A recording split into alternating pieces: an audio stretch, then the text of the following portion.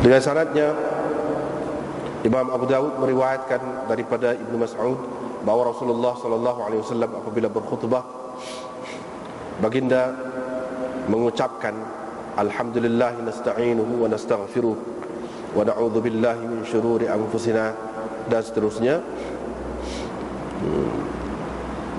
Wa man ya'sihima, dan sesiapa man yuti'illah wa rasulahu faqad rasyad, sesiapa yang taat kepada Allah dan Rasulnya berarti dia telah mendapat petunjuk, dan sesiapa yang derhaka kepada kedua-duanya maka tidaklah akan dia akan memudaratkan kecuali dirinya sendiri, dan dia tidak memudaratkan sedikit pun Allah. Dengan sanadnya, Imam Abu Dawud meriwayatkan daripada Ibnu Syihab tentang khutbah Rasulullah sallallahu alaihi wasallam pada hari Jumaat. Lalu perawi menyebutkan sama seperti makna hadis yang telah tersebut sebelum ini, dan dalam riwayat ini ada dia menyebutkan wa man ya'sihima faqad ghawa. Faqad ghawa begitu. Tadi tak ada kan? Wa man ya'sihima fa innahu la yadhurru. Ini wa man ya'sihima faqad ghawa, sesiapa yang derhaka kepada kedua-duanya berarti dia telah sesat. Dan kami memohon kepada Allah Tuhan kami agar dijadikannya kami termasuk dalam golongan orang-orang yang taat kepadanya dan taat kepada Rasulnya, mengikut keredaannya dan menjauhi kemurkaannya, kerana sesungguhnya kita bergantung kepadanya juga. Kita bergantung kepadanya dan melakukan sesuatu kerananya, kita dengannya dan untuknya. Boleh juga. Dengan sanadnya, Imam Abu Dawud meriwayatkan daripada Adi bin Hatim bahawa ada seorang khatib berucap di hadapan Nabi sallallahu alaihi wasallam. Dia berkata, sesiapa yang taat kepada Allah dan Rasulnya dan sesiapa yang derhaka kepada kedua-duanya. Maka Nabi sallallahu alaihi wasallam terus berkata, bangunlah, ataupun pergilah, bi'sal khatibu anta, seburuk-buruk khatib ialah awak, ataupun khatib yang paling tak pandai ialah awak. Dengan sanadnya, Imam Abu Dawud meriwayatkan daripada anak perempuan Harith bin An-Nu'man. Beliau berkata, tidak aku hafal qaf melainkan dari mulut Rasulullah sallallahu alaihi wasallam, di mana Nabi sallallahu alaihi wasallam berucap dengan membacanya pada setiap berkhutbah, dengan membacanya pada setiap Jumaat. Qalat bintul Harith itu berkata, wa kanat tanur Rasulullah sallallahu alaihi wasallam, dapur Rasulullah sallallahu alaihi wasallam. Dapur yang ini tempat membakar roti, ya. Dan tempat membakar roti kami sama. Abu Dawud berkata, Rawh bin Ubadah meriwayatkan daripada Syu'bah, katanya anak perempuan Harithah, yakni bukan anak perempuan Harith seperti yang diriwayatkan oleh Abdullah bin Muhammad bin Ma'an. Yang ini dia kata binti Harith, ini binti Harithah bin Nu'man. Ibnu Ishaq berkata Ummu Hisham binti Harithah bin An-Nu'man. Dengan sanadnya, Imam Abu Dawud meriwayatkan daripada Jabir bin Samurah, beliau berkata, sembahyang Rasulullah sallallahu alaihi wasallam adalah sederhana, khutbahnya juga sederhana. Nabi sallallahu alaihi wasallam membaca beberapa ayat Al-Quran dan memberi peringatan kepada orang ramai. Dengan sanadnya, Imam Abu Dawud meriwayatkan daripada Amrah, daripada saudara perempuannya, beliau berkata, aku tidak mengambil qaf melainkan dari mulut Rasulullah sallallahu alaihi wasallam. Nabi sallallahu alaihi wasallam selalu membacanya pada setiap Jumaat. Abu Dawud berkata, Demikianlah hadis ini diriwayatkan oleh Yahya bin Ayyub dan Ibnu Abi Rijal, daripada Yahya bin Sa'id, daripada Amrah, daripada Ummi Hisham binti Harithah bin An-Nu'man. Dengan sanadnya Imam Abu Dawud meriwayatkan daripada Amrah, daripada saudara perempuan. Jadi Yahya bin Sa'id meriwayatkan daripada Amrah, daripada saudara perempuan bagi Amrah binti Abdurrahman. Saudara perempuan dia ni lebih tua daripadanya, dan dia mengemukakan sama hadis yang sama maknanya dengan hadis yang tersebut sebelum ini. Bab raf'il yadain 'ala al-mimbar. Ini bab mengangkat tangan, kedua tangan di atas mimbar. Dengan syaratnya Imam Abu Dawud meriwayatkan daripada Husain bin Abdurrahman. Beliau berkata, Umarah bin Ruwaibah telah melihat Bishr bin Marwan ketika dia berdoa pada hari Jumaat. Maka Umarah berkata, qabbahallahu hatainil yadaini. Semoga Allah memburukkan ataupun menghuduhkan kedua-dua tangan ini, ataupun membinasakan kedua-dua tangan ini. Qala Zaidah yakni perawi daripada Husain berkata, qala Husain berkata, Umarah menceritakan kepadaku, katanya, sesungguhnya aku telah melihat Rasulullah sallallahu alaihi wasallam ketika di atas mimbar. Baginda tidak lebih daripada ini, yakni berbuat begini. Maksudnya jari telunjuk dia sababah, yakni jari yang mengiringi jari ibu jari ni, yakni dengan jari telunjuk ni. Mana paling tinggi dia buat pun begitu. Begitu. Dengan sanadnya Imam Abu Dawud meriwayatkan daripada Sahal bin Sa'ad. Beliau berkata, tidak pernah kulihat Rasulullah sallallahu alaihi wasallam menghulur kedua tangannya sama sekali ketika berdoa di atas mimbar, dan tidak juga pada tempat lain. Tetapi aku hanya melihat Nabi sallallahu alaihi wasallam berbuat begini, dan beliau yang Sahal bin Sa'ad mengisyaratkan dengan jari telunjuk ni. Di samping dia menggenggam wusta bil ibham, yakni jari tengah ni dengan ibu jari, dan anak dia gitu. Gitu. Babu iqsaril khutab. Ini bab meringkaskan, memendekkan khutbah. Dengan sanadnya Imam Abu Dawud meriwayatkan daripada Ammar bin Yasir. Beliau berkata, Rasulullah sallallahu alaihi wasallam telah memerintah kami supaya memendekkan khutbah, meringkaskan khutbah. Dengan sanadnya Imam Abu Dawud meriwayatkan daripada Jabir bin Samurah As-Suwai. Beliau berkata, Rasulullah sallallahu alaihi wasallam tidak memanjangkan khutbahnya pada hari Jumaat. Khutbahnya hanya beberapa ucapan yang ringkas. Babud dunu min al-imam 'inda al-mau'izah. Ini bab mendekati ataupun menghampiri imam pada ketika khutbah, ataupun berada dekat dengan imam pada ketika khutbah. Dengan syaratnya Imam Abu Dawud meriwayatkan daripada Samurah bin Jundub bahawa Nabi sallallahu alaihi wasallam bersabda, uhduru dzikr, hadirlah kamu untuk mendengar khutbah, wadnu minal imam, dan hampirilah imam. Kerana seseorang yang sentiasa menjauhi dirinya, itu akan terus jauh sehingga dilewatkan kemasukannya ke dalam syurga, walaupun dia memasukinya.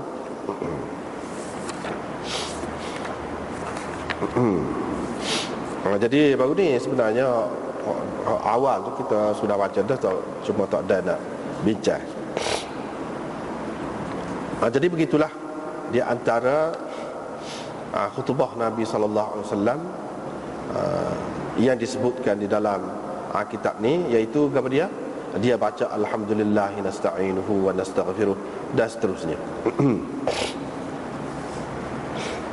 Kalau kita tengok ke sini, Kita tengok sini, Nabi SAW sebut kan, hujung dia kita tengok, man yuti'illah wa rasulahu faqad rasyad wa man ya'sihima fa innahu la yadhurru illa nafsahu, dan seterusnya. Wa man ya'sihima tu dia gabungkan kedua-dua sekali. Sesiapa yang derhaka kepada kedua-duanya, yakni Allah dan Rasul. Itu dalam hadis yang mula-mula kita baca malam ni. Dalam hadis yang kedua, kalau kita perhati lagu tu juga, wa man ya'sihima faqad ghawa. Dia gabungkan kedua-duanya, Allah dan Rasul tu letak sekali. Tapi kalau kita perhati hadis yang ketiga, orang tu kata, ada satu orang pergi berkhutbah depan Nabi SAW. Dia kata wa man ya'sihima, Nabi SAW pun suruh pergi. Kita kata perambak lah, pergi. Dan dia kata, mulah khatib yang paling tak pandai. Jadi tak pandai, dia kata tak pandai tu butir mana? Situ butir mana? Kebanyakan ulama mengatakan yang Nabi SAW kata dia tak pandai,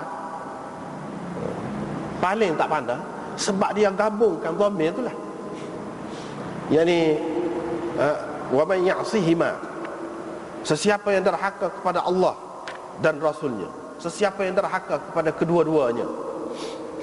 Kedua-duanya. Dia tidak kata sesiapa yang derhaka kepada Allah dan Rasulnya, tetapi dia kata sesiapa yang derhaka kepada kedua-duanya.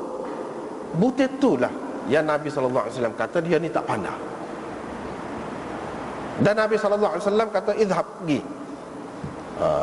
Maknanya perambak dah kita kata. Jadi kalau kita kata tak pandai, macam mana Nabi SAW sendiri sebelum pada ni, dua hadis sebelum pada ni, dia pun kata lagu tu, wa man ya'sihima. Itu persoalan. Jadi apa sebenarnya butir hak Nabi SAW kata orang ni tak pandai berucap, tak kena? Sedangkan kebanyakan ulama mengatakan sebab itulah. Padahal kalaulah itu, Nabi SAW sendiri pun ada guna. Dua hadis yang kita baca.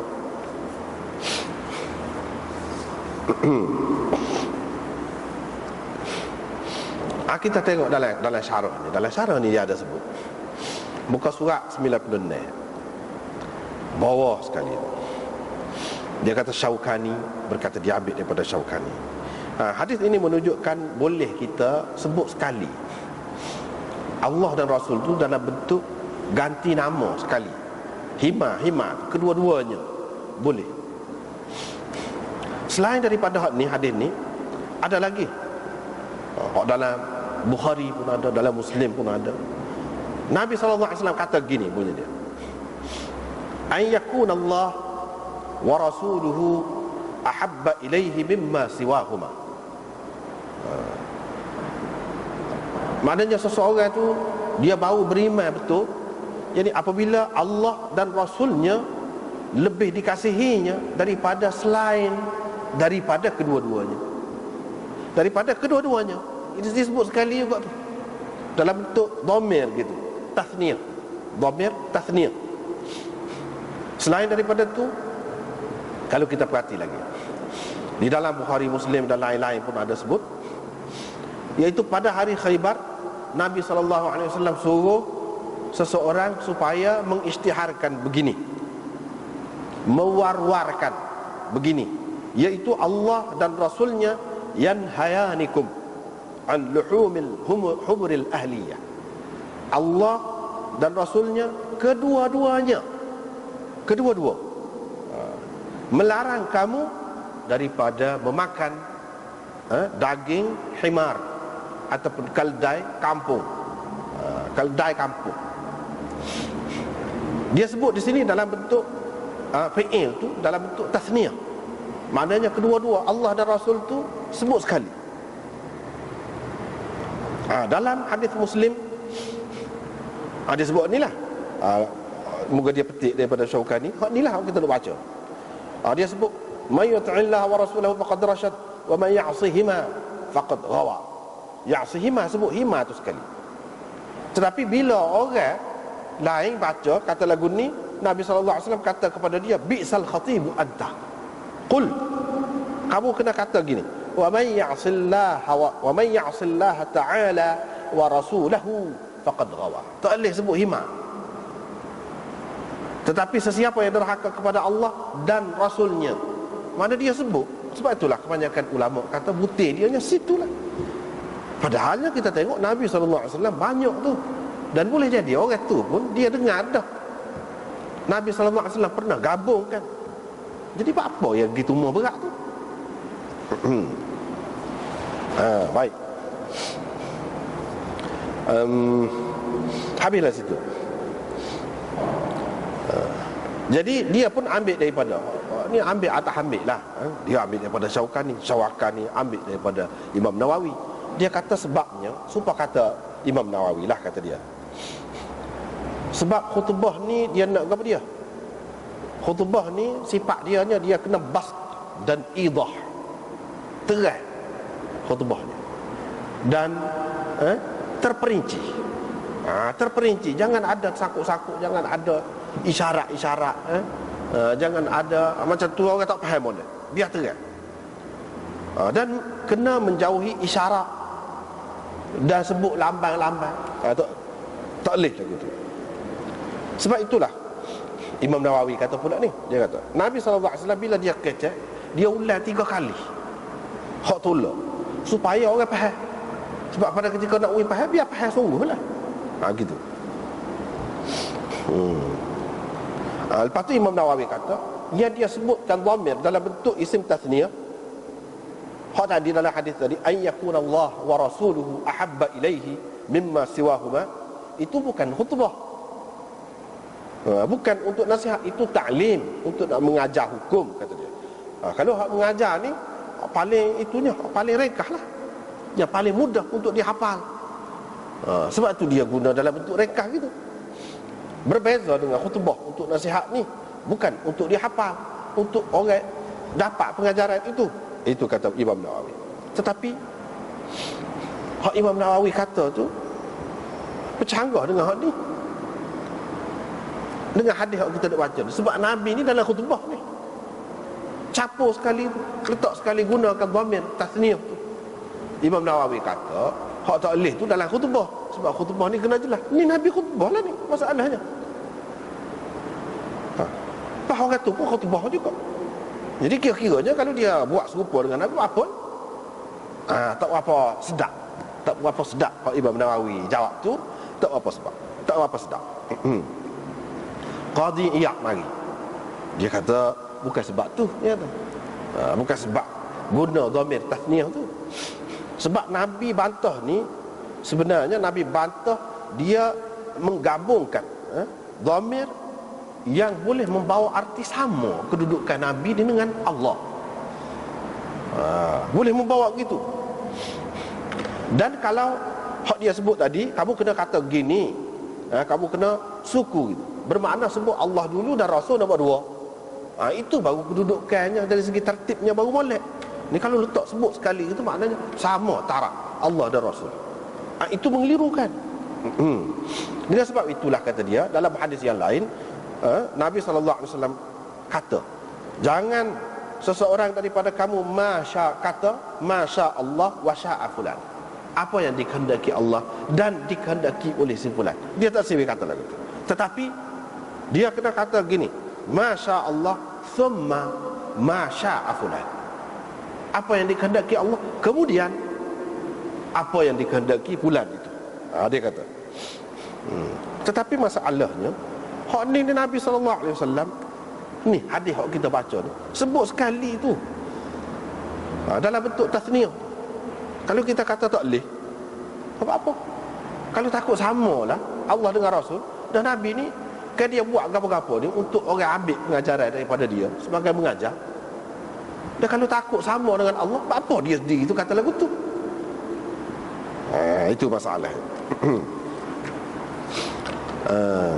Macam-macam lah jawapan ulama. Di antaranya kalau kita tengok dalam kitab ni sendiri pun, dia ada sebut beberapa jawapan dia. Cuba kita tengok pada muka surat 99. Antara jawapan selain daripada hak tadi yang disebutkan oleh ulama, yang pertamanya ialah ini pada muka surat lain pula, ini khusus untuk Nabi. Dia kata, jadi hak guna tasniah ni, Allah dan Rasul tu sekali letak khusus untuk Nabi, orang lain tak boleh. Sebab Nabi dia cukup faham. Dari segi akidah ni tidak serupa kita. Dia cukup faham makam tu, Allah lain, dia lain. Tapi kalau orang lain boleh jadi keliru. Boleh jadi keliru. Mungkin dia tidak keliru, orang lain akan datang akan keliru. Sebab itu khusus untuk dia.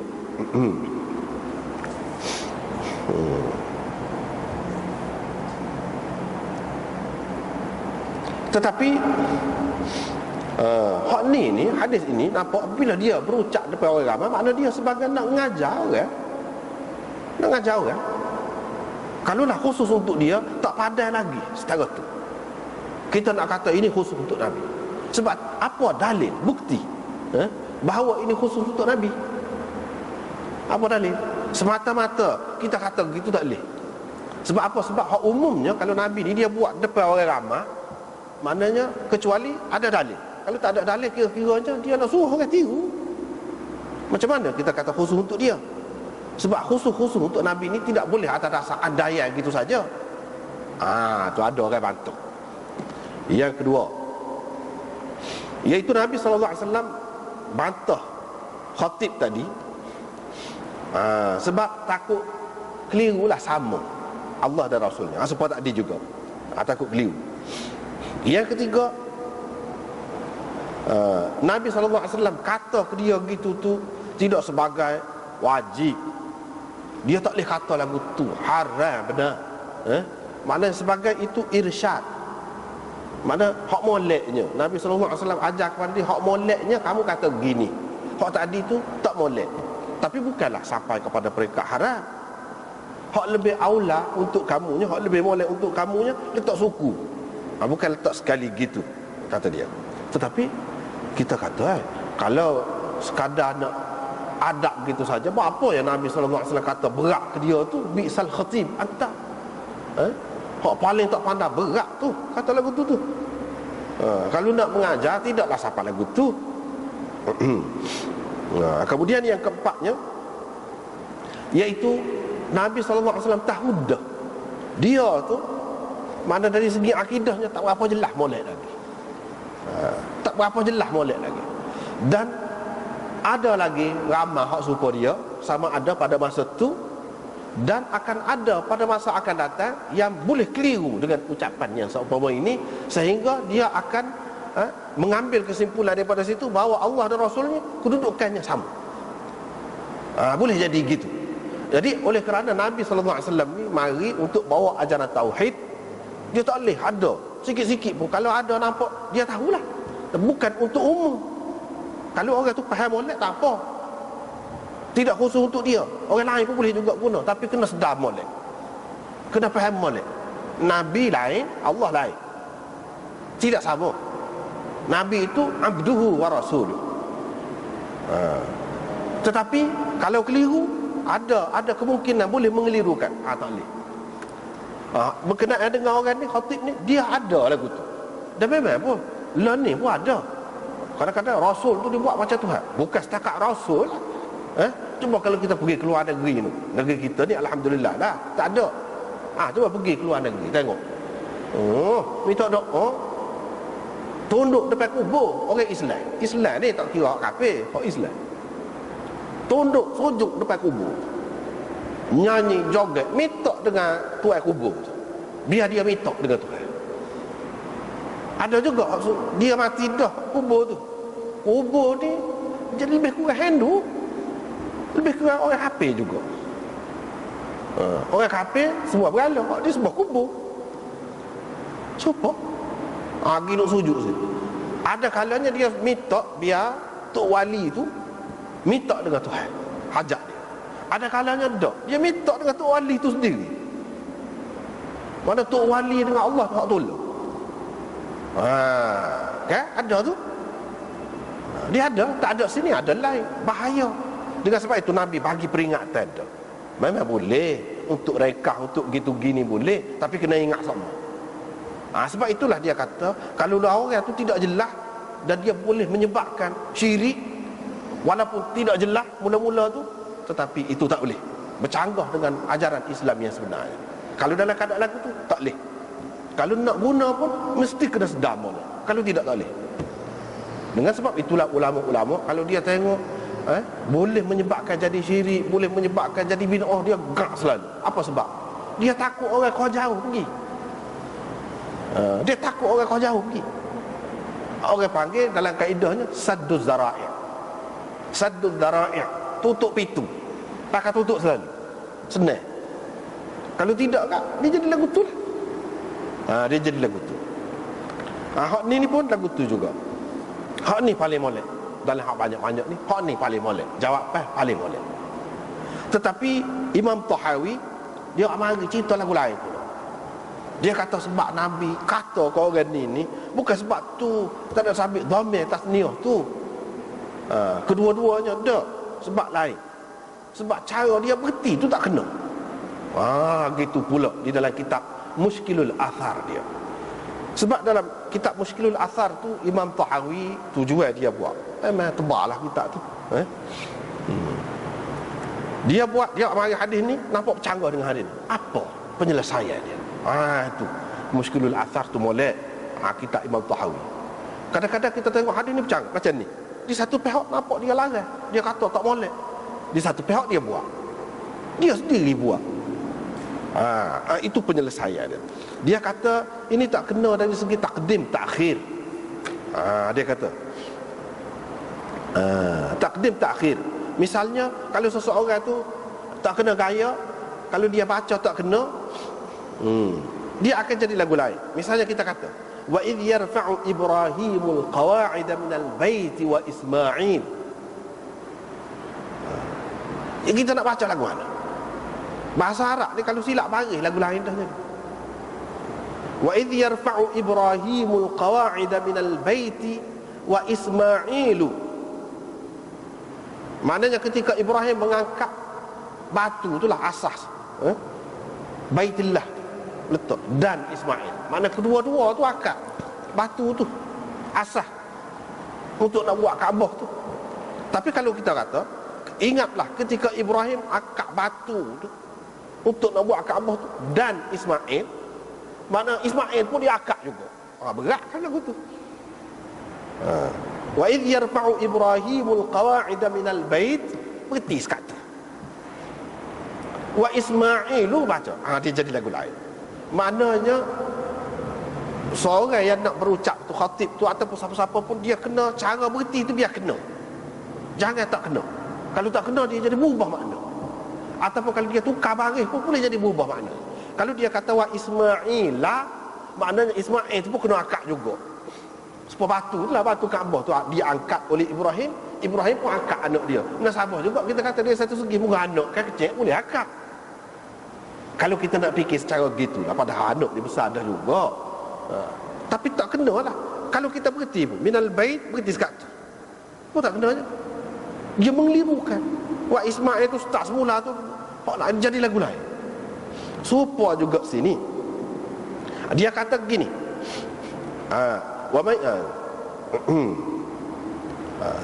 Dia kata begini.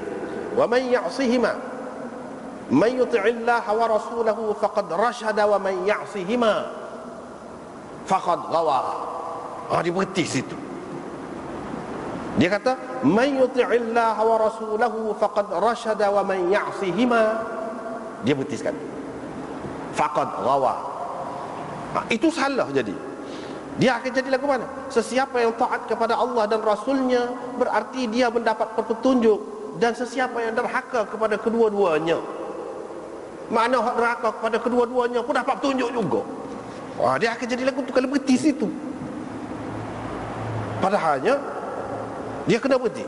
Man yuti'illaha wa rasulahu faqad rasyad wa man ya'sihima faqad ghawa. Itu betul. Ini dia berhenti situ.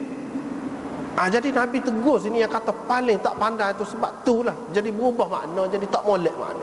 Mana dapat petunjuk ni orang yang taat kepada Allah pun dapat petunjuk juga, hak deraka kepada Allah dan Rasulnya pun dapat petunjuk juga. Lagu mana lagu tu?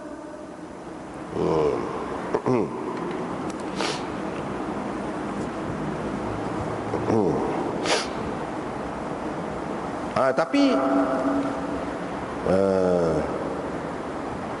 ini dalam riwayat ni.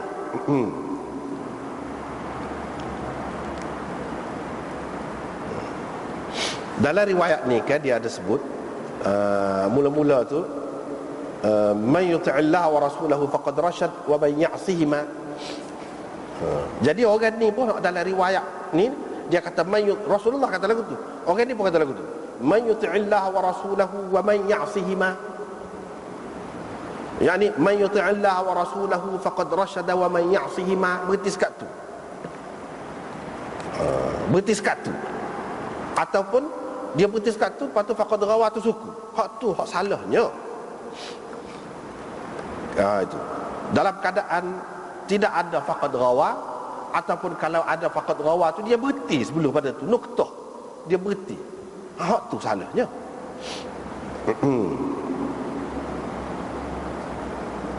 Tetapi kalau ada faqad rawa tu dan dia tidak berhenti sebelum pada tu, maknanya tidak salah. Apa salahnya?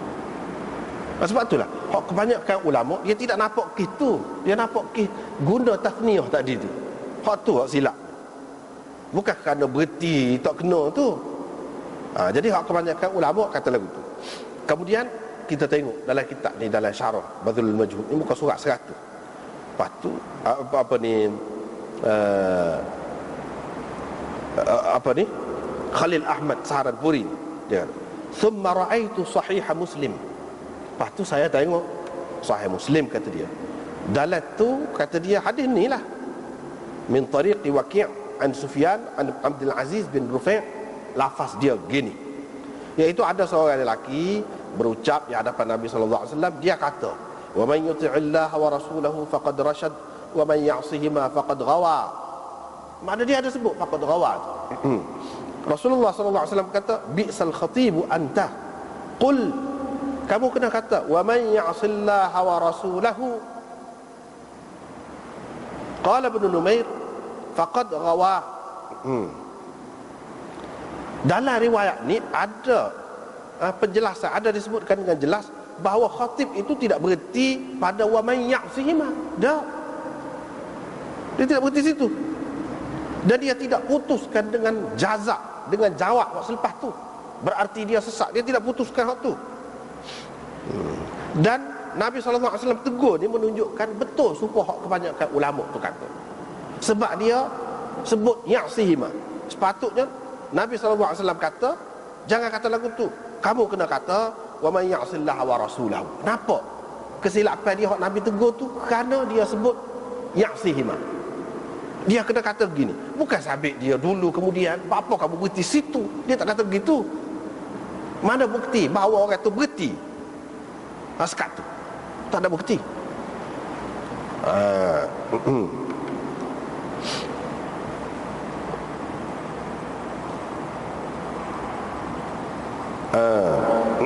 Baiklah. Maknanya tak ada bukti. Kira-kiranya bagi Khalil Ahmad, Syekh Khalil Ahmad Saharanpuri ni, hak Tahawi saat ni tak kemah mana. Tak kemah mana. Sebab apa? Tak ada bukti yang menunjukkan orang tu berhenti situ. Dia orang Arab, takkan dia tak berhenti. Dia orang Arab, dia berhenti. Syarat dengan jazak dia berhenti. Takkan dia berhenti sebelum daripada sebut syarat, dia berhenti sebelum daripada jazak. Takkan lagu tu. Apalagi kalau kita andaikan dia telah dengar hak Nabi kata sebelum pada tu, dia ikut Nabi kata. Baiklah. Kalau engkau kata dia, mungkin juga orang tu walaupun tidak ada bukti, tapi mungkin dia berhenti. Ada kemungkinan yang Nabi tegur tu, mungkin dia berhenti, yang menyebabkan jadi rosak makna tu. Saya boleh kata dia, boleh jadi dia berhenti tu kerana dia nak bersing kau, kerana dia nak cekik kau, kerana apa-apa. Kalau kerana tu nak batuk kau, tak apa. Kalau kerana tu apa yang Nabi marah gitu semua. Jadi tak boleh berhenti ni kalau tak sampai tempat wakaf hak sepatutnya, tak boleh berhenti dalam semua keadaan kau. Patut dihukum, patut dicerca dalam semua keadaan. Walaupun nak bersing, nak batuk, nak gapo. Takkan lagu tu. Semua ulama kata tak apa kalau lagu tu. Berhenti dalam keadaan darurat lagu tu. Mana kita kan? Boleh jadi orang tu dalam keadaan tu. Tak pernah sabar kata dia. Sebab dia ni orang yang reti bahasa, bukan bangsa Arab, orang Arab. Tak pernah sabar. Dengan sebab itu hak paling moleknya hak tadi. Hak nombor 4 tadi. Iaitu Nabi SAW tahu dia ni tidak berapa jelira molek lagi tauhid. Ataupun Nabi SAW nak mengingatkan kepada orang seumpama tu dan orang lain, jangan keliru. Walaupun sebut sekali Allah dan Rasul begitu dalam bentuk dhamir tasniyah, itu bukan bermakna Allah dan Rasul itu sama kedudukannya. Itu sebagai peringatan lah, sebagai peringatan. Hak tu paling baik dalam banyak-banyak. Kita nak kata khusus untuk Nabi SAW pun tidak sesuai juga. Apa kesimpulan yang kita dapat buat? Iaitu Nabi SAW cukup jaga akidah tauhid. Sebab kedatangan dia pun mari ni bukan dia saja, Nabi-Nabi dulu pun tauhid tu nombor 1 sekali. Tauhid tu nombor 1 sekali. Kalau ada sesuatu yang boleh mengelirukan, boleh menjejaskan tauhid, makna kita kena beringat selalu, berhati-hati selalu. Seperti mana Nabi SAW pun buat lagu tu juga, semata-mata untuk mengingatkan. Takut-takut terlupa. Sebab apa? Sebab umat ni akan ramalkan macam-macam orang. Bila macam-macam, dia jiwa pun tidak sama lah. Jiwa pun tidak sama. Dengan sebab itu dia kena bagi selalu. Itu keistimewaan Nabi kita SAW. Sesuailah dia sebagai pembawa syariat yang terakhir. Sesuailah dia tu bagi peringatan seumur. Sehingga kalau ada hak sesak, hak punah, hak gapo pun, mesti ada sampai kiamat jaminan. Hak molek orang Islam mesti ada. Tak ada semua tempat atas muka bumi ni semua, tak ada. Tak boleh nak tahu Islam hak sebenar. Tak ada lagu tu. Tapi kalau agama lain boleh berlaku. Walaupun asalnya datang daripada Allah Subhanahu Wa Taala. Kita tengok agama Yahudi, agama Kristian. Sehingga kita tak boleh tahu. Tauhid tak ada. Dah semua faham lagu tu orang dia. Kita nak cari betul tak ada. Menasabahlah kalau berlaku lagu tu. Sebab dia memang yang dimansuhkan. Kita kata tak jadi masalah. Serupa juga agama Hindu, mengikut setengah-setengah ulama, asalnya agama tauhid juga. Tapi kalau dia nak cari Hindu hak tauhid, mana ada? Carilah mana dunia. Tak ada dah. Syirik berlaku.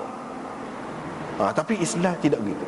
Walaupun ada pak lagu ni pun kita kata tadi, setengah-setengah tempat tu sembah kubur, minta dengan tok wali di kubur tu ada. Tapi semua apa? Tak. Tidak semua. Bahkan hak majoriti tidak begitu. Hak majoriti bila jumlah yang besar Ahlus Sunnah wal Jamaah. Tidak lagu tu. Tidak lagu tu. Tapi setengah-setengah hak buat lagu tu dia dakwa Ahli Sunnah juga. Tapi Ahli Sunnah buat apa kerak lagu tu? Ahli Sunnah hak kita boleh dapat.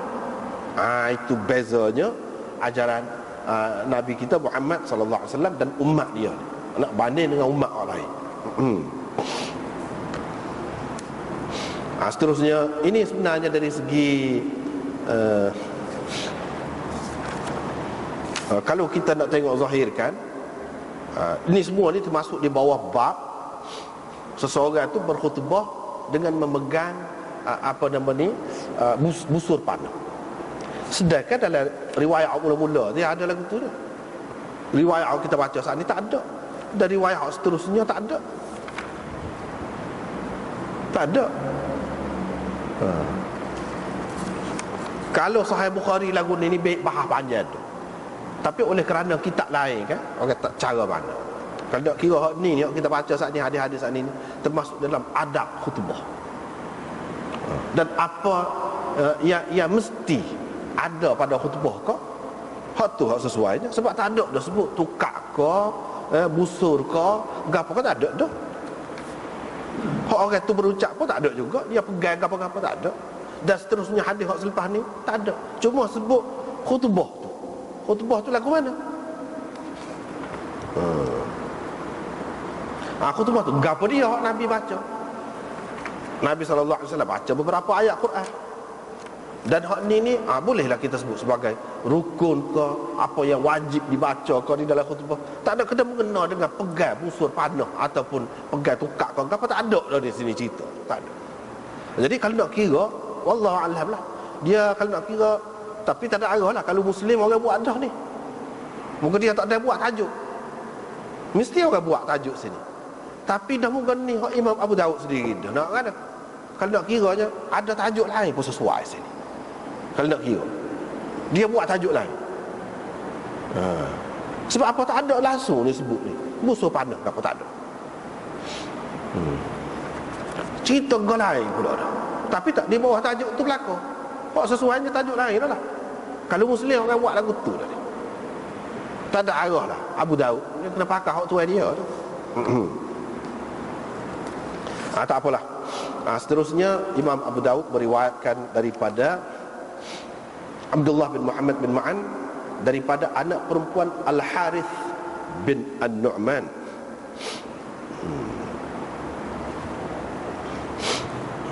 Al-Harith bin An-Nu'man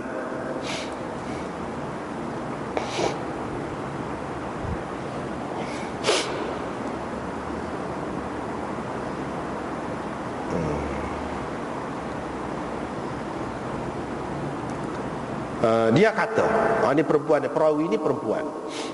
Dia kata aku tidak ingat Qaf ni, surah Qaf tu, melainkan dari mulut Rasulullah SAW sendiri. Aku dengar pasal rajin dia baca tu, jadi aku pun jadi hafal surah. Dia baca, dia buat khutbah baca ni pada setiap Jumaat.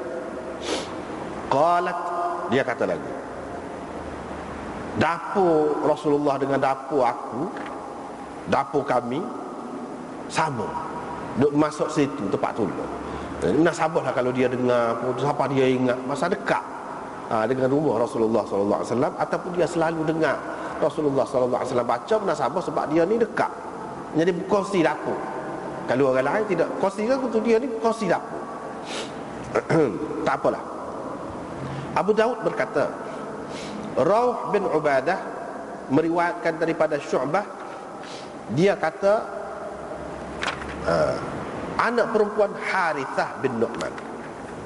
Tadi Muhammad bin Ja'far, kalau kita baca tadi Muhammad bin Ja'far meriwayatkan daripada Syu'bah dan seterusnya ke atas tu, dia kata binti Al-Harith. Tapi anak murid Syu'bah hak lain, iaitu Muhammad bin Rauh bin Ubadah, dia kata Syu'bah, dalam riwayat Syu'bah bintu Harithah, bukan Al-Harith bin An-Nu'man tu betul dah. Nak rayaknya hak tu ada tak marbutah. Hak tu tak ada. Tapi kedua-duanya ambil daripada Syu'bah juga. Ibnu Ishaq kata, Imam Abu Daud, Ibnu Ishaq kata nama bintu tu anak perempuan. Tak cara lah Harith ke Harithah ke, tak cara dah. Bintu tu siapa? Ummu Hisham kata dia. Ibnu Ishaq sebut lebih terang, iaitu Ummu Hisham binti Harithah bin An-Nu'man. Jadi dia serupa, Ibnu Ishaq ni serupa dengan riwayat Syu'bah hak daripada Rauh bin Ubadah tu dari segi Harithah bin Nu'man tu. Tetapi Syu'bah dalam riwayat Rauh bin Ubadah tu tak ada sebut juga kunyah ke nama ke anak perempuan bagi Harithah tu, tak ada sebut. Tetapi Ibnu Ishaq ada sebut kunyah dia, iaitu Ummu Hisham. Itu Imam Abu Daud nak riwayat beza riwayat. Hak ni gini, dia riwayat.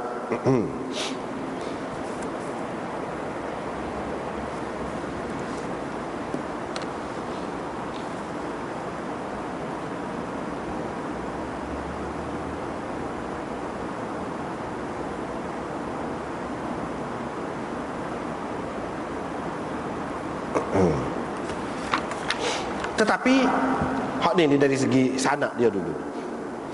Dari segi sanad dia dulu.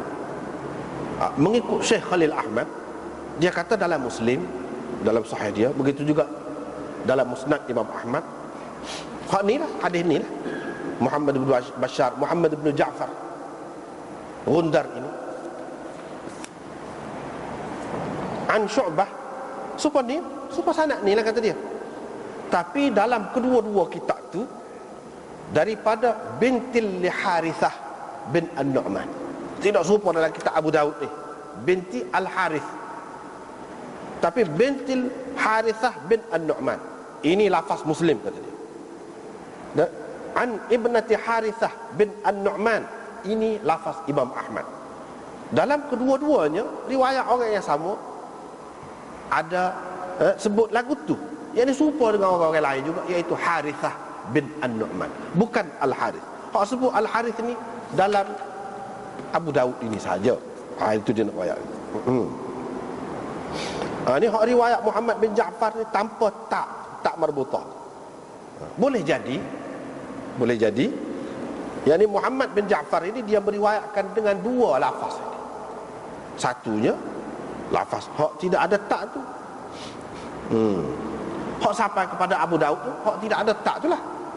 Satu lagi dengan hak ada tak tu, dia juga riwayat. Jadi kalau hak ada tak tu serupa dengan orang lain lah. Itu dari segi nama saja tu. Nak ayatnya ulama. Ni dia cermak tu. Dari segi nama tu kalau beza tu dia ni lagu ni, ni lagu ni. Hak lebih tepatnya hak ada tak tu lah, Harithah tu. Sebab apa? Perawi yang sama ni dalam Abu Daud ni, di tempat lain, dalam kitab lain, dia lagu tu juga, Harithah juga. Harithah juga. Boleh jadi juga kadang-kadang orang ni kan dia nak perengkah, dia sebut lagu tu Harithah tu dekat hak tu lah kita kata.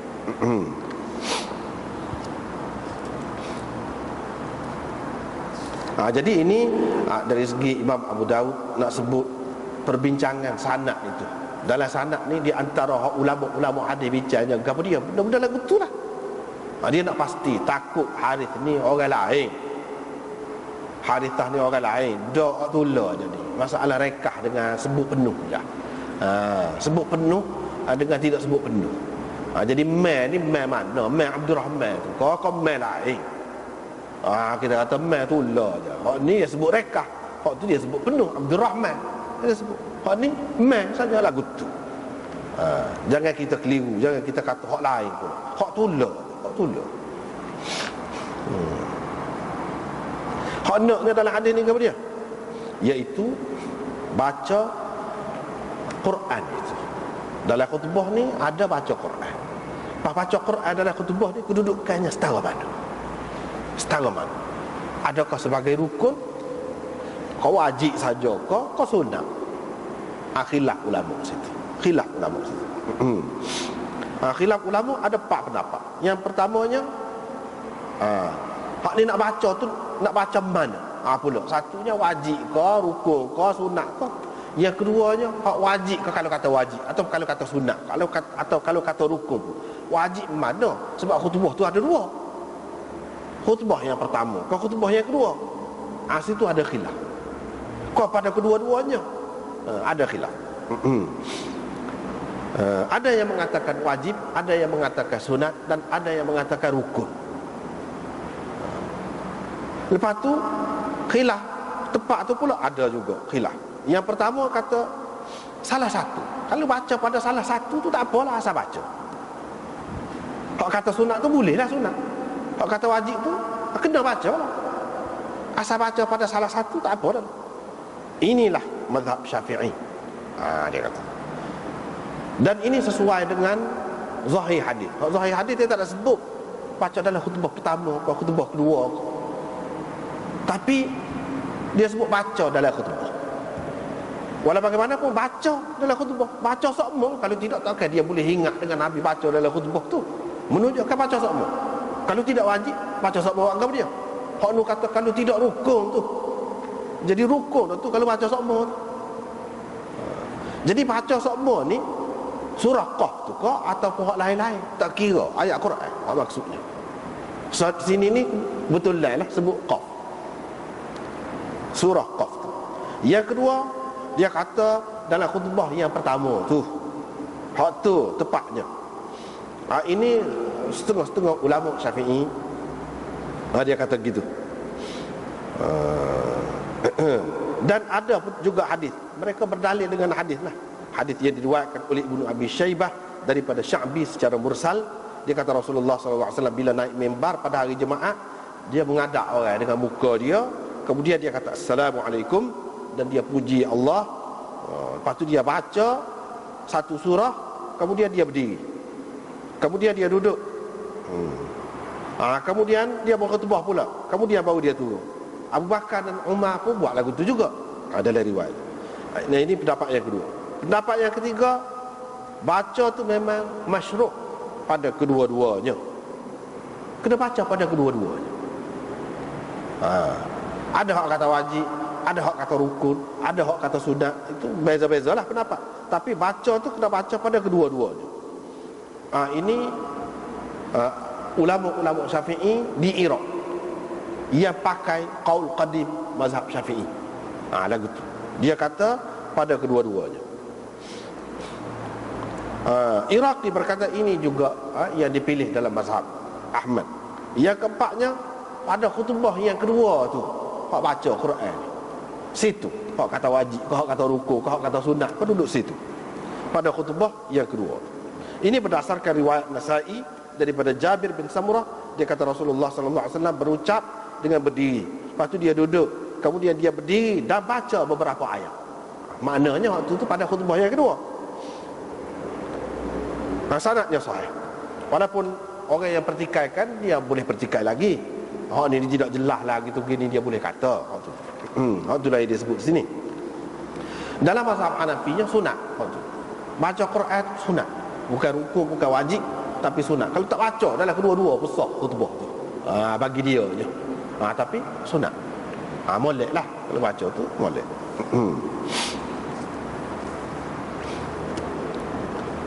Hak tu je pengajaran daripada hadis ini.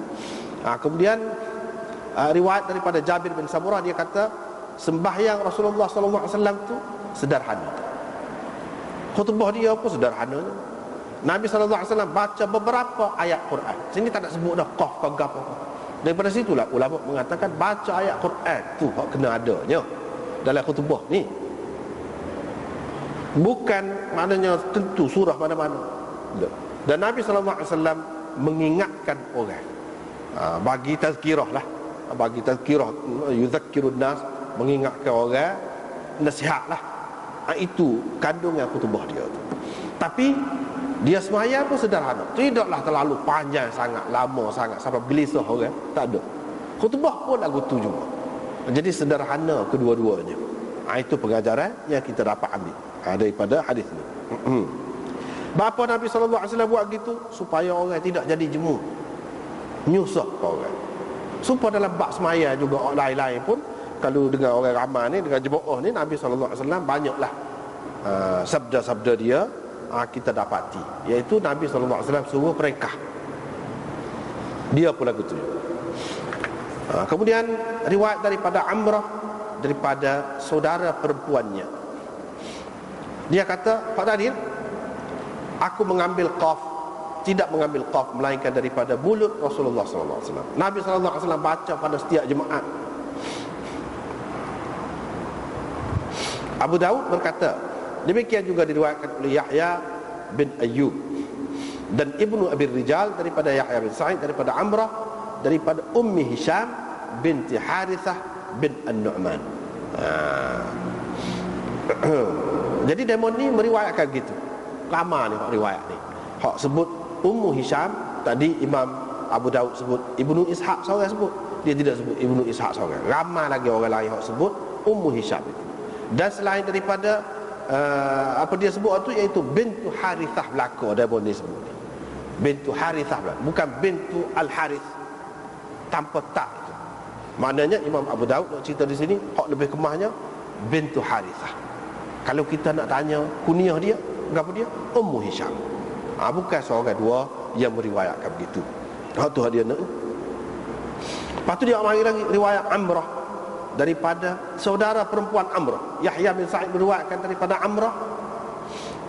Amrah ni dia macam anak angkat kepada Aisyah. Memang anak angkat lah, anak angkat Aisyah. Dia dapat ilmu banyak dengan Aisyah. Kalau riwayat dia daripada Aisyah tu orang anggap tinggi riwayat itu, istimewa. Riwayat Amrah binti Abdurrahman. Amrah daripada saudara perempuan bagi Amrah binti Abdurrahman itu. Saudara perempuan dia ni lebih tua lagi daripada dia. Itu dia nak royak sini. Tadi dia royak sekat adik-adik dia aja. Mula-mula dia royak bintul Harith.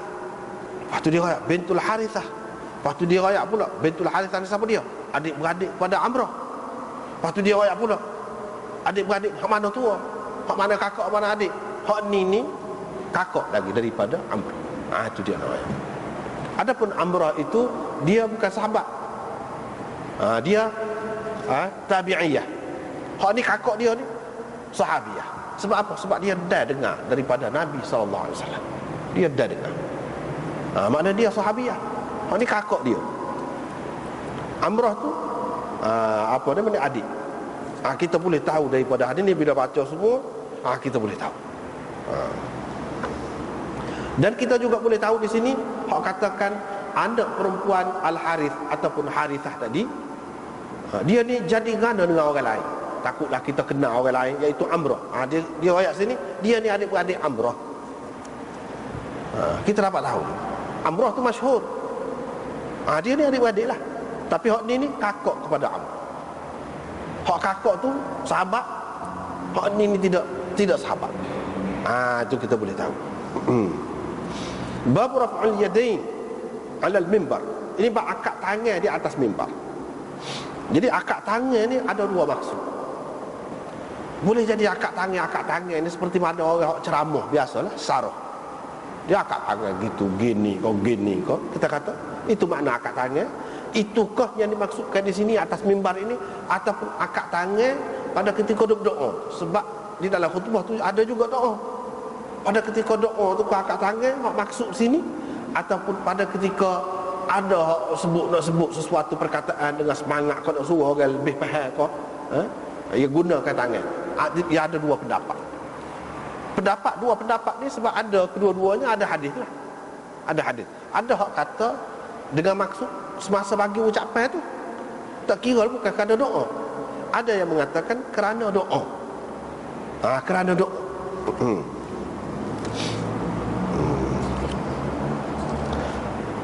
Hak lebih macam-macam lah. Ada pendapat hak kata hak ni hak sebenarnya lebih kuat.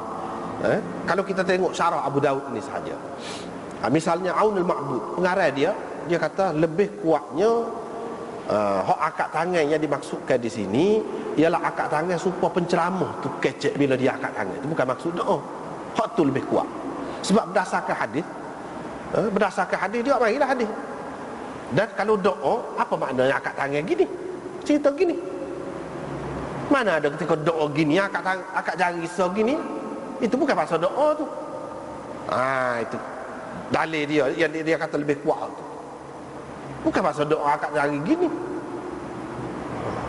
Orang yang kata hak ni maksud akak dua tangan di atas mimbar ni, maksud ni berkenaan dengan doa, dia ambil hadis lain yang jelas menunjukkan doa. Umpamanya hadis ni. Hadis ni. Dia katakan ni Umarah bin Ruwaibah, seorang sahabat, dia tengok Bishr bin Marwan ketika dia berdoa pada hari Jumaat. Dia berdoa pada hari Jumaat ni, dia khutbah lah. Pada ketika tu dia akak tangan. Hadis ini menunjukkan akak tangan di sini ketika berdoa tu. Dan begitu juga di dalam Muslim, dalam Tirmizi juga menyebutkan dengan jelas bahawa hak ni doa. Dalam Muslim misalnya, dia kata ra'aitu Bishran yarfa'u yadayhi, dia mengangkat kedua tangannya ailid doa. Lebih terang lagi dalam Tirmizi dengan lafaz Bishr bin Marwan yakhtubu farafa'a yadayhi fid du'a. Dia mengangkat kedua tangannya pada ketika doa. Jadi jelaslah menunjukkan bahawa ini maksudnya pengarang kita ni, dia mentarjihkan akak tangan hak pada ketika doa tu. Hak tu yang dimaksudkan di sini.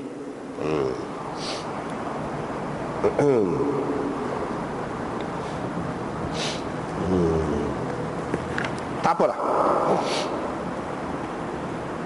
Bila sahabat ni tengok Bishr bin Marwan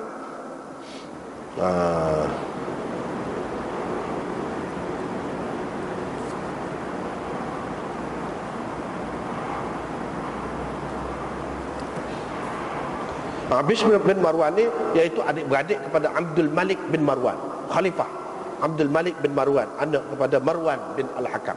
Hak ni adik-beradik dia ni menjadi gubernur di Kufah. Umarah bin Ruwaibah, dia ni duduk di Kufah, sahabat dia ni. Bila dia ni tengok Bishr bin Marwan itu, ketika dia berdoa, yang ini dengan mengisyaratkan dengan kedua tangannya sekali. Sebab biasanya orang doa kan angkat kedua tangan lah, doa.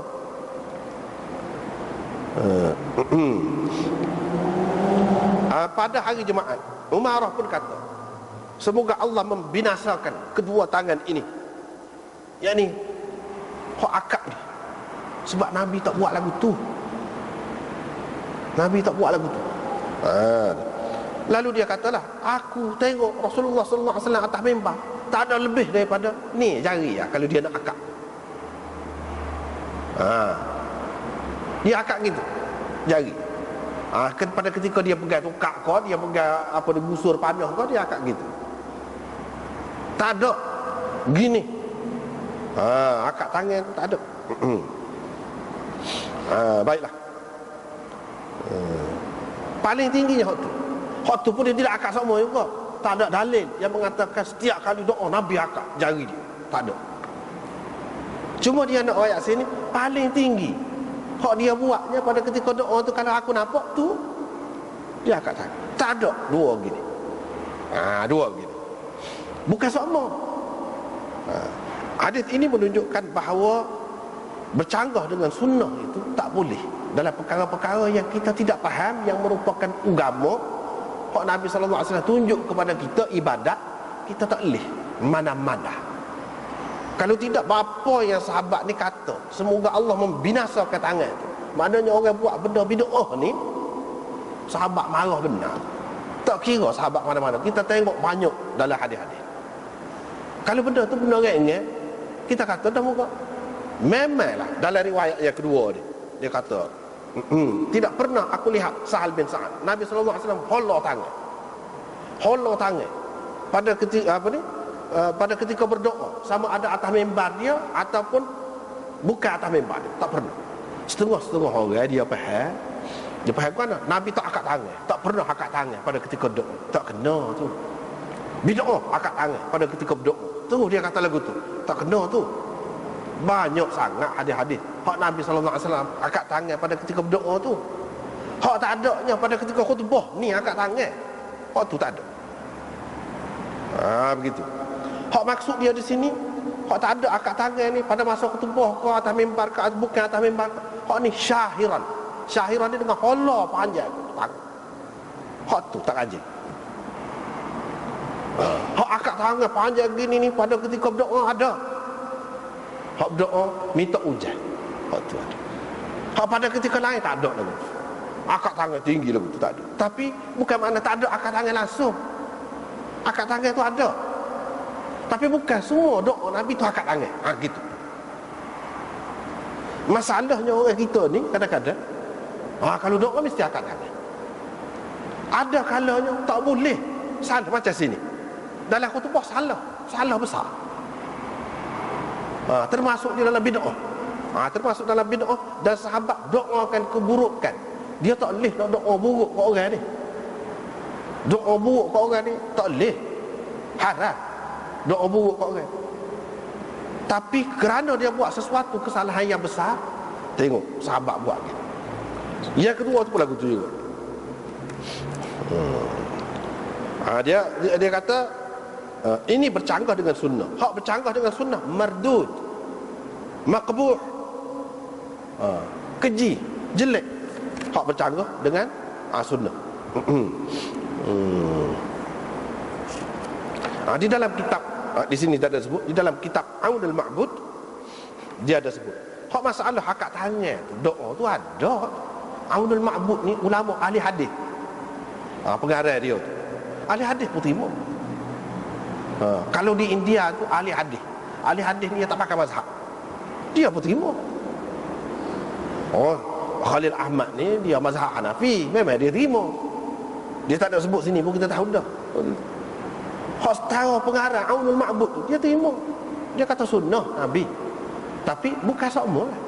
Tapi hak ni dalam bab pada ketika khutbah ni semua sepakat. Tak ada akad tangan. Akad tangan bid'ah. Bid'ah. Ini maknanya benda-benda ibadat ni tak boleh kias. Tak boleh kita kata dah moga tempat lain ketika doa Nabi akad tangan, sini kalau kita akad tangan buat apanya? Tak boleh kata lagu tu. Silap kalau kata lagu tu. Misalnya sini. Dah kata tahu dah Nabi akad tangan ke tempat lain, buat apa je kalau dia akad tangan sini, moga doa juga. Buat apa ya sahabat kata begitu mau? Menunjukkan bid'ah ni tak boleh berlaku. Bid'ah ni hak i'tiqadiyah, hak berkait dengan akidah pun tak boleh. Hak berkait dengan amalan, ucapan, perbuatan pun tak boleh. Setengah-setengah orang yang tidak faham. Dia kata apanya? Dapat kalau kita ngatik. Orang mati tu kita ngatik, beripung ngatik kubur. Tak molek kalau la ilaha illallah. Dia tidak faham. Masalahnya Nabi ada buat ke tidak lagu tu? Mati semua sahabat dia. Zaman sahabat ada buat ke lagu tu? Tak ada. Tak ada.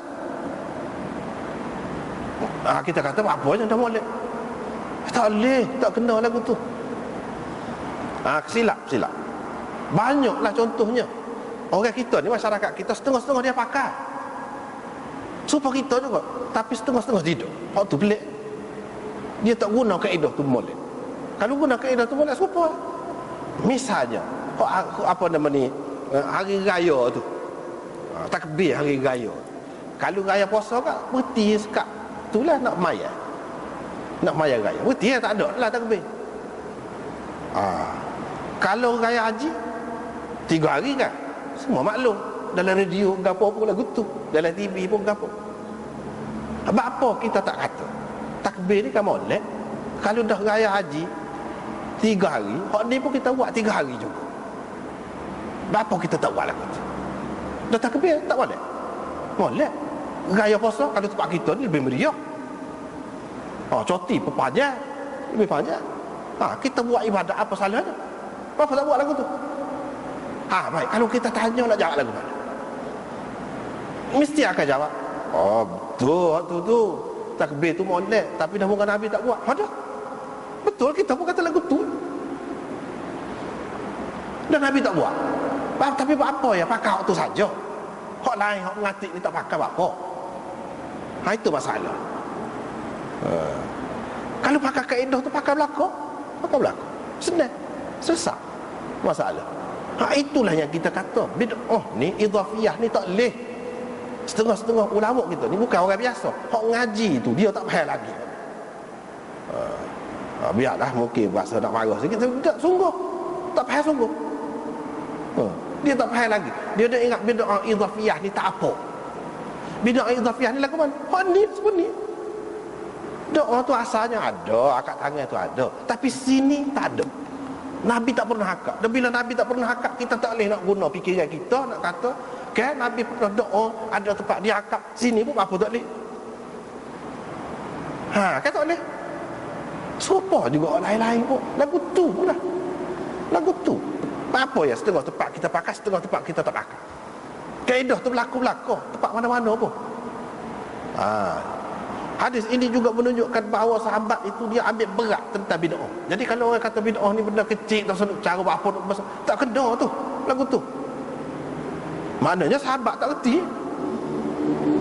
Kita pandang lekeh kepada sahabat, dua kerja benda tak ada faedah. Tak kena tu. Kita kena betul.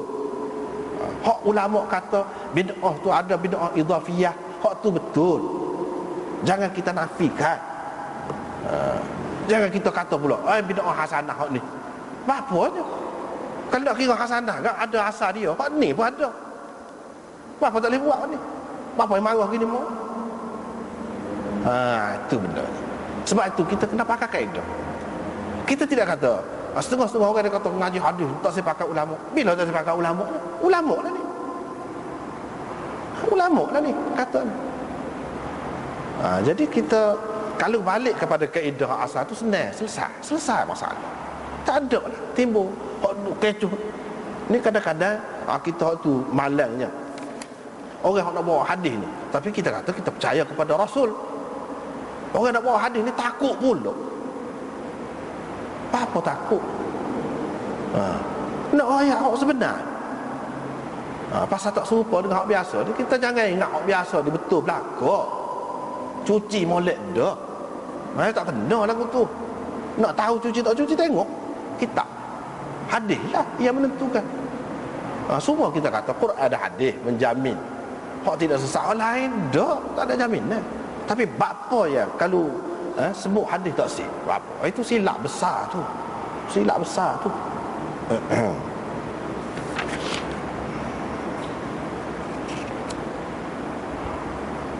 Banyaklah contoh-contoh yang seumpama ini. Kalau kita perhati, menunjukkan hak ulama kata bid'ah idhafiyah tu ada.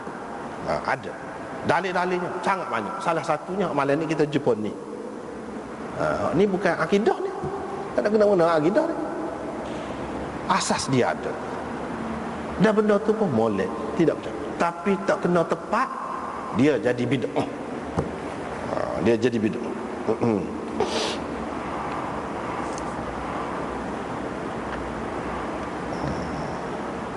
Itu perkara. Perkara yang kedua mungkinlah biasa juga kan dalam masyarakat kita.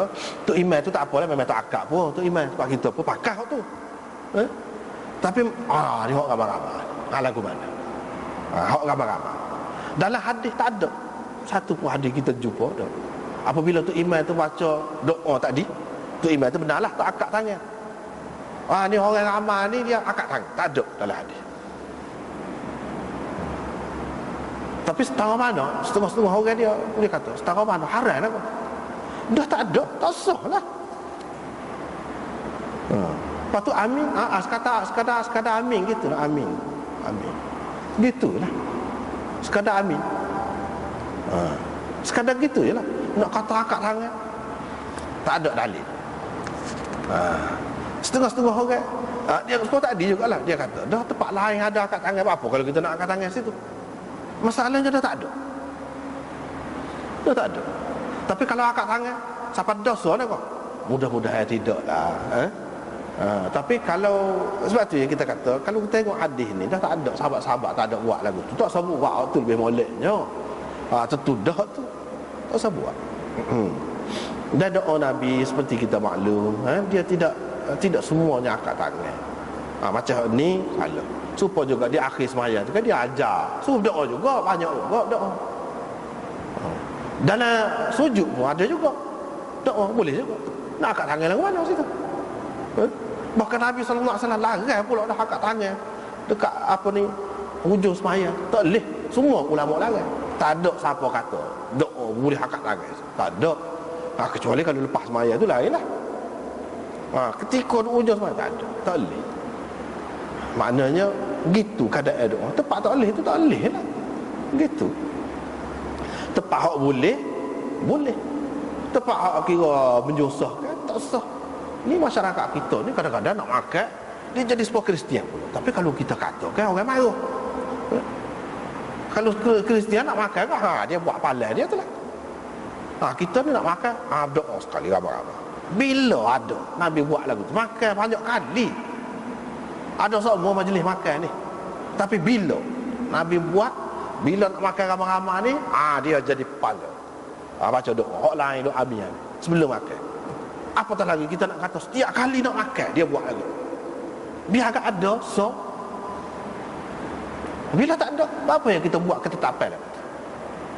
Kalau hak rasmi. Ketika rasmi Nabi tak ada, ketika rasmi. Itu banyaklah benda-benda yang seumpama itu.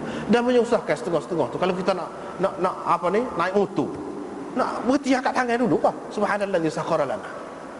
Tak lagu tu. Belah-belah lah. Belah-belah lah. Tidak nanti kena juru benda. Tak. Nabi SAW bila orang apa nama nak mari suruh dia tahnik, suruh dia mamah, wah kurma, suruh bubuh dalam mulut.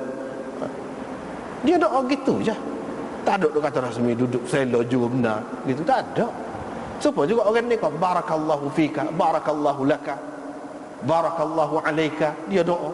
Bila-bila gitu, tak ada pun kata dia berhenti angkat tangan. Tak ada. doa dah tu. Masalah Tuhan nak terima, kalau akak tangan tidak akak tangan Tuhan nak terima, siapa dia tahu waktu tu. Lebih makbul. Kalau gini-gini, siapa dia tahu waktu tu. Dan kalau Nabi SAW pun lagu tu, apa yang kita menyusah, mengikat itu. Sebab itulah betul ulama kata, mengikat sesuatu yang Nabi tidak ikat, itu pun bid'ah juga. Menentukan sesuatu yang Nabi tidak tentukan, bid'ah juga. Buktinya inilah benda-benda ni ada dalam hadis. Kemudian iqsaril khutab, meringkaskan khutbah. Sekat tu Allah.